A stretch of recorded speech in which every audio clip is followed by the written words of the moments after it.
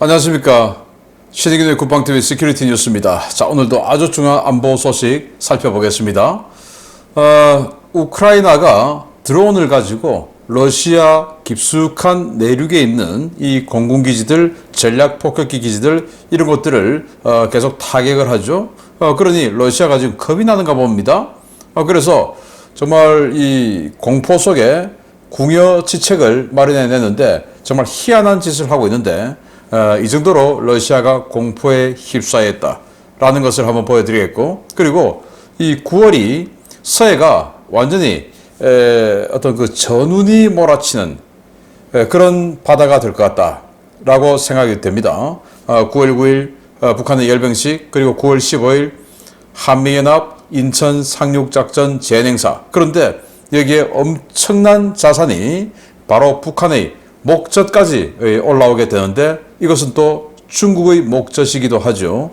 굉장히 경랑의 바다가 될 것 같은 서해 알아보도록 하였고, 이 와중에 반국가 세력들 이야기도 좀 해보겠습니다. 자, 들어갑니다. 세계 각국이 자유민주주의 진영과 권위주의 독재 진영으로 양분되며 신냉전 양상이 심화되고 있는 가운데 서울 한복판에서 또 황당한 사건이 발생했습니다.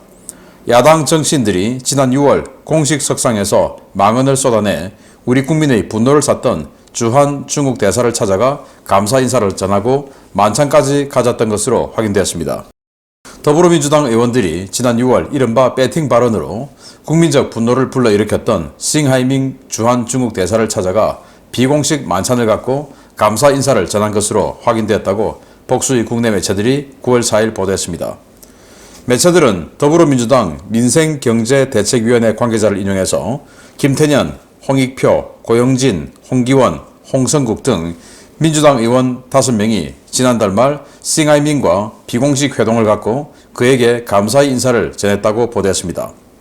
이 자리에 참석한 의원 중 한 명은 지난 6월 당 의원들이 중국을 찾았을 때 주한 중국 대사관이 일정 조율 등 큰 역할을 해줬고 중국의 단체 관광 규제 조치도 풀렸다라며 이번 만남의 배경을 설명했습니다. 이 의원이 언급한 민주당 의원 6월 방중은 두 그룹으로 나누어 진행되었습니다. 민주당 민생경제위기대책위원회 의원들이 베이징을 비밀리에 방문해 중국 측 고위 관계자들과 4박 5일 일정으로 접촉했고, 다른 민주당 의원 7명이 중국 공산당의 티벳 선전 행사를 찾아가 중공 선전전에 동원되었습니다. 특히 티벳 행사는 국제적으로도 큰 비난을 받았습니다. 당시 민주당의 도종환, 박정, 민병덕, 김철민, 유동수, 김병주, 신현영 의원은 티베트를 찾아 중공의 인권 탄압 범죄 현장에서 중공의 관제 행사 축사를 해 논란이 되었습니다. 이들은 국내외에서 이에 대한 비난이 쏟아지자 티베트 인권 탄압은 70년 전의 일이라는 희대의 망언을 쏟아냈는데요. 이번 인터뷰 발언대로라면 이번 민주당 의원 5명이 싱하이밍을 찾아간 것은 그 당시 일정을 기획하고 조율한 것에 대한 감사 인사 성격인 것으로 보입니다. 미국을 위시한 자유민주주의 진영과의 협력 강화에 반대하고 세계 최악의 독재, 인권 탄압 국가들에게는 꼬리를 흔드는 이들의 행보는 중국 공산당이 주관하는 세계 공산당 정당 모임에 꾸준히 참석해온 이 당의 정체성을 그대로 보여주는 것인데요. 자유민주주의 체제에 기생해 자유민주주의 국채를 흔들고 파괴하려는 반국가 세력은 정치 진영에 관계없이 국민 모두가 단호하게 대응해야 한다라는 윤석열 대통령의 일성이 왜 나왔는지 알 것 같습니다. 자, 이 사람들이 베이징을 방문한 사람들이라고 하죠. 김태년, 홍익표, 고용진, 홍기원, 홍성국. 제가 어떤 사람들이 그 이름과 매치가 되는지는 제가 알 필요도 없고 알지도 못합니다. 아무튼 그 사람들이 그 이름들이에요. 이 자들이 베이징에 가고 또 도종환을 비롯해서 육군 대장 출신이면서도 황당한 짓거리 하고 있는 김병주 등등 해서 7명이 또 티베트 가고 했는데, 그 두 행사를 공이 중국 측이 모든 비용을 대줬다라는 거예요. 와, 놀랍지 않습니까? 그냥 비행기 또 호텔, 숙박, 숙식 모든 거 제공해주고 의전 확실하게 해주고 또 아주 즐겁게 낮이나 밤이나 해주면서 몇 박 며칠 보내고 오는데 공짜다. 그거 고맙다 해서 싱하이밍 찾아가서 비공식 만찬을 했다. 과거에 위안스카이가 황제의 직사로 와서 위안스카이에게 황제에게 하듯이 완전히 그냥 엎드려서 하던 그 짓하고 똑같은 짓을 했다. 그래서 도종환을 비롯해서 7명이 티베트에 가서 한 행사 때문에 티베트 망명정부가 항의를 하기도 했었죠. 그랬더니 이 자들이 뭐라고 했냐. 아니 티베트 그 학살 문제는 뭐 학살이라고 이야기하지도 않고 티베트 문제는 70년 전 일인데 왜 그래? 아니 그러면 일본은 80년 전 문제인데 그 왜 그래? 하려면 일본도 그러고 티베트도 그러고 똑같이 해야지. 예, 그래서 이 자들은 선택적이다. 선택적. 예, 중국 관련해서는 모든 것이 익스큐즈가 돼요. 왜냐? 북한의 과 또 연계되어 있고 또 이 자유 대한민국을 엎으려고 북한과 합해서 전쟁을 해서 자유 대한민국을 엎으려고 해줬던 그런 우리 자기네들 입장에서는 종주국이기 때문에 그들이 뭐 70년 전에 한국 그거 뭐라고 라고 생각하는 거죠.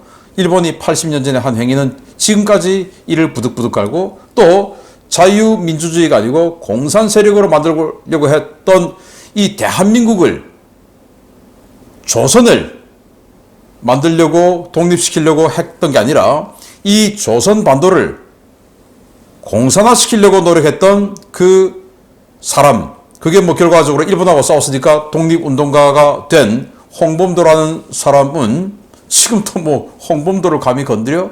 라고 하고 있는 공산주의자인데, 그리고는 자유민주주의 또 민족주의 독립운동 세력을 완전히 몰살시켜버린 원흉이기도 한데 그걸 또 추앙을 하고, 왜? 우리는 그동안 홍범도가 훌륭한 사람이다 라고 그냥 교육을 받아왔고 인지하고 있으니까 이 인지를 바꾸려면 시간이 꽤 걸리죠. 그 사이를 파고들어서 홍범도가 왜 일본하고 싸웠는데 너 그럼 일본을 지금 비호하니까 친일파야? 라고 매도를 하는 이 자들은 중국이 티베트를 학살하고 한 것은 70년 전 일인데 그거 가지고 왜 그래? 라고 한다는 거죠. 그래서 이들이 이용당한 거 아니다. 오직 국익만 생각했다. 무슨 국익을 취하고 왔을까요? 중국과 잘 지내는 중국에게 엎드리는 싱하이밍이 뭐라고 했습니까? 미중 패권 경쟁에서 중국이 진다는 것에 배팅하지 마라. 우리 이긴다. 그러면서 한국 니들은 우리 중국의 성장에 대한 낙수 효과를 그대로 받아먹기만 해라. 그래도 니들은 잘 살 거야. 그것 때문에 문제가 됐는데 계속 그렇게 중국에게 굽신거리기만 하겠다라는 거 아니겠습니까? 그게 왜냐?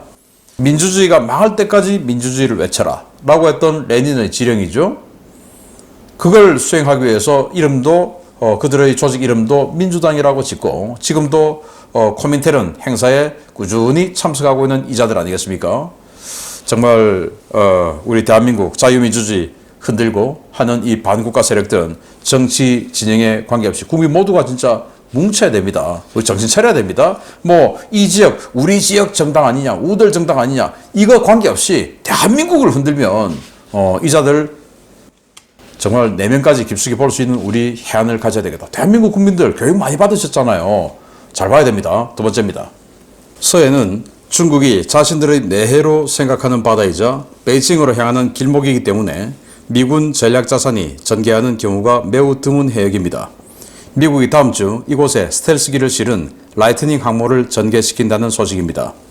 한미 양국이 오는 9월 15일 인천 상륙작전 기념 행사에 맞추어 대규모 상륙훈련을 실시할 예정이며 이 훈련에는 F-35B 전투기를 탑재한 미국의 대형 강습 상륙함도 참여할 예정이라고 군 관계자를 인용해서 SBS가 보도했습니다. 이번 강습 상륙함 전개는 우리 군의 요청에 따른 것인데요. 미국은 7함대 전진 배치 강습 상륙함인 아메리카함을 중심으로 한 원정 타격전단 ESG를 꾸려 이번 행사에 참가할 예정입니다. 이와 관련해 정부 고위 소식통은 이번 행사는 인천 상륙작전 재현 행사지만 실제로는 대규모 한미 서해 연합 상륙 훈련이 펼쳐질 것이라며 미군 원정 타격전단의 서해 전개 일정을 확인했습니다. 만재 배수량 4만 5천 톤급의 아메리카함은 기본적으로는 강습 상륙함이지만 최대 20대의 F-35B 전투기를 탑재하고 항모 임무도 수행할 수 있는데요. 최근 호주와 필리핀에서 연합훈련을 실시한 뒤 9월 2일 사세보 해군기지에 입항해 다음 일정 출격을 위한 휴식 및 재보급을 받고 있습니다. 그동안 미국은 중국의 강력한 반발을 우려해 대형 강습 상륙함이나 항공모함과 같은 전략 자산의 서해 전개를 상당히 자제해 왔는데요. 최근 북한과 중국의 연이은 군사적 도발에 대한 경고가 필요하다는 판단에 따라 아메리카함 서해 전개를 결정한 것으로 알려졌습니다. 아메리카함이 서해, 그것도 인천 앞바다까지 진출할 경우 북한은 물론 중국도 모든 가용 전력을 동원해 대응 무력 시위에 나설 가능성이 높은데요. 북한 열병식 일정도 계획되어 있는 9월 서해 바다가 그 어느 때보다 더 뜨거워질 것으로 예상됩니다. 네, 바로 이 배가 아메리카함입니다. 45,000톤짜리 강습 상륙함인데 보시다시피 F-35B 전투기가 잔뜩 주기되어 있죠. 최대 20대를 탑재할 수 있는 경항모입니다. 원래는 이 강습 상륙함을 가지고 여기 뒤에 웰덱을 만들어서 공기부양정이 왔다 갔다 하고 하는 그런 용도로 쓰는데 이 아메리카급은 웰덱이 없어요. 즉 공기부양정을 탑재해서 뭐 전차를 양육하고 뭐 이럴 수 있는 능력이 없어요. 오직 항공작전만 합니다. 항공모함인 것이죠. 그래서 이 강습 상륙함, 항공모함 물론이고 강습 상륙함도 혼자 안 다녀요. 그래서 여기도 원정 타격 전단 ESG를 꾸리는데 원정 타격 전단에는 샌안토니오급 25,000톤 이상의 그 대형 상륙함이죠. 그 상륙함 2척에서 3척 정도가 같이 붙고 거기서 이제 공기부양정을 다 출격시킵니다. 그리고 또 이들을 호위하는 미사일 방어 시스템 MD 능력이 있는 구축함들이 또 2-3척이 붙어요. 이게 바로 원정 타격 전단인데 그 원정 타격 전단을 꾸려서 서해로 들어오겠다. 왜? 인천 상륙작전 재현 행사를 제대로 해보겠다라는 거예요. 그런데 인천 상륙작전 재현 행사 저도 가봤지만 평소 같으면 독도함 같은 곳에서 공기부양정 출격시키고 아니면은 거기에서 상륙돌격 장갑차 출격하고 공기부양정이야 뭐 평택에서 또는 인천방어사령부에서 와서 액션을 취해주고 그리고 미군 샌안토니오급 정도 하나 와서 미군도 같이 있다라는 것 정도만 보여주는 선에서 월미도 앞바다로 상륙돌격 장갑차들이 진입하고 이 정도로 상륙작전 재현 행사를 계속 해왔었어요. 그런데 이번에는 한미연합 서해 상륙작전을 겸한다라고 하니까 상륙작전 훈련이라고 하는 것은 그냥 마지막에 이 상륙돌격 장갑차들이 KAV-7들이 그냥 해안선으로 쑥 들어오고 공기부양정에 쑥 들어오고 이것만 상륙작전이 아니에요. 이건 마지막에 하는 거고 그 전에 특수부대들이 들어가서 적진을 교란시키고 또 교두보를 확보하고 폭파하고 또 헬기들이 후방으로 공중강습해서 적의 증원부대가 못 오도록 차단하고 이런 모든 것들 또 UDT들이 들어가서 적의 해안, 항만 여기를 또 파괴하고 또 혹시나 우리 쪽에 문제가 있으면 SSU들이 수리를 하고 이런 모든 것들을 다 하고 그리고 상륙군들이 들어가면 상륙군들을 지원해주는 이 후속 군수부대가 들어와야 되죠. 그 군수 보급부대가 들어오는 훈련까지 전부 다 해서 상륙훈련이에요. 그냥 해병대들 들어와서 상륙장갑차 한 30대 시원하게 집어넣어 이게 아니거든요. 그 앞과 뒤 어마어마하게 많은 과정이 있는 게 상륙작전이에요. 그래서 상륙작전의 제대로 된 상륙훈련이다라고 하니까 그런 훈련까지 한다면 과연 인천에서 그걸 할 수 있을까? 평소에 대천에서 그런 걸 좀 했었습니다. 그래서 만약에 인천에서 한다면 이거는 초유의 상황이죠. 바로 북한 코앞에서 인천 북한에서 보면 뻔히 보이는 바로 그 자리인데 그 인천에서 이런 어마어마한 일을 한다. 그 어마어마한 일을 하기 위해서 이런 항모급 전단이 들어온다. 이건 김일정의 입장에서는 정말 목이 쫄깃쫄깃한 상황이고 서해를 내로 인식하고 있는 주장하고 있는 중국 입장에서도 이거 뭐야 이렇게 될 수 있거든요. 그래서 앞으로 9월이 정말 긴장의 바다가 될 텐데 그동안 이 아메리카함이 전단을 꾸려서 필리핀이나 이런 곳에서 계속 훈련했어요. 탈린스만 세이버 훈련하고 그리고는 이렇게 9월 1일 사세보항에 입항했습니다. 아마 한 일주일 정도 휴식하고 그리고 다시 전단 꾸려서 인천으로 오겠죠. 자, 기대됩니다. 왜 기대되냐? 우리 편이 세니까 기대됩니다. 만약에 뭔가 긴장이 되는데 우리 편이 약하면 겁나죠. 근데 우리 편이 세고 압도적으로 세면 기대가 되죠. 그래서 기대됩니다. 서해가 9월 어떻게 경랑이 칠지 한번 지켜보고 알려드리도록 하겠습니다. 세 번째입니다. 최근 우크라이나군 드론 파상 공세를 받고 있는 러시아가 방공자산, 특히 지대공 미사일 재고가 많이 부족한 모양입니다. 러시아 최대의 핵무기 보유 기지이자 최대 전략 폭격기 기지에서 대단히 충격적인 모습이 포착됐습니다. 지난달 우크라이나 피자박스 드론에 대형 수송기 6대와 폭격기 1대 등을 잃고 대망신을 당했던 러시아가 지상에 주기된 대형 항공기를 드론으로부터 보호하기 위해 일명 타이어 상부장갑을 도입했다고 복수의 워싱턴 소식통이 현지 시각 9월 3일 리포트했습니다. 이들은 지난 9월 1일과 9월 2일 러시아 사로토프주 엔겔스2 공군기지를 촬영한 위성 사진을 분석한 결과 러시아가 투플레프 95MS 전략폭격기 등 지상에 주기된 대형 항공기에 미상의 물체들을 올려놓기 시작한 것을 발견했습니다. 위성 사진을 보면 투플레프 95MS 전략폭격기의 동체와 주익 상부에 마치 따개비처럼 붙어있는 작은 물체들이 식별되는데요. 이 물체들은 우크라이나군 드론 공격으로부터 폭격기를 지키기 위해 올려놓은 트럭용 타이어인 것으로 확인되었습니다. 러시아는 공군기지를 공격하는 우크라이나군 자폭 드론이 대부분 소형이고 항공기의 상부를 노린다는 점에 착안해 항공기 상부를 타이어로 덮는 방법을 생각해냈는데요. 현재 엔겔스2 기지에 배치된 대부분의 폭격기들이 이런 방호책을 도입한 것으로 확인되었습니다. 러시아 항공우주군의 최정예 전략 타격 부대인 제22 근위 중폭격기 사단이 주둔하고 있는 엔겔스2 기지는 투플레프 160M 블랙잭 폭격기를 운용하는 제121 근위 중폭격기 연대와 투플레프 95 MS 베어 폭격기를 운용하는 제184 중폭격기 연대가 배치되어 있는데요. 러시아 최대의 전략 폭격기 운용 거점인 만큼 대량의 핵탄두를 운용하는 기지로도 유명한 곳입니다. 이 기지는 지난해 12월 5일과 26일, 29일에 드론 공격을 받았고 12월 5일 공격에서 2대의 투플레프 95MS 폭격기를 잃었는데요. 이후 러시아는 해당 기지를 잠시 폐쇄했다가 방공망을 강화한 뒤 다시 폭격기 발진 거점으로 운영해 왔습니다. 러시아가 지상에 주기된 폭격기에 타이어를 올려놓기 시작한 것은 기지에 적어도 방공 무기가 없거나 있더라도 그 무기 체계를 대단히 불신하고 있다는 방증인데요. 핵무기를 운용하는 전략기지마저 이럴 정도면 나머지 기지들의 방어는 어느 정도일지 짐작이 갈 것 같습니다. 자, 이 투플레프 95 베어 폭격기죠. 그리고 블랙잭 폭격기 둘 다 초대형 폭격기들이고 이 베어는 프로펠러로 움직이는 거. 미국의 B-52와 카운터 파트너라고 할 수 있는 게 투플레프 95고 또 미국의 B-1B와 카운터 파트너라고 할 수 있는 게 투플레프 160 이 블랙잭이죠. 그 한 개 연대식이 주둔하고 있는 초대형 핵기지입니다.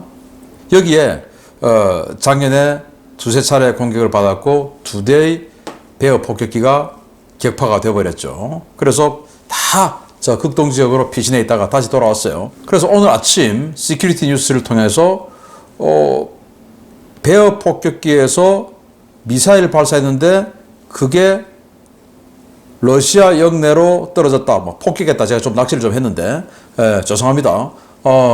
그 발진 거점이 바로 이 기지입니다. 이 기지에 위성 사진을 봤더니 뭐 새카만 게 지금 얹어져 있고 이게 비행기인데 폭격기인데 폭격기가 색깔이 지금 이렇지 않습니까? 이런데 지금 위성 사진을 보니까 시커매요. 그래서 이걸 확대해 보니까 이런 게 붙어 있어요. 뭐 따개비도 아니고 이게 뭐지?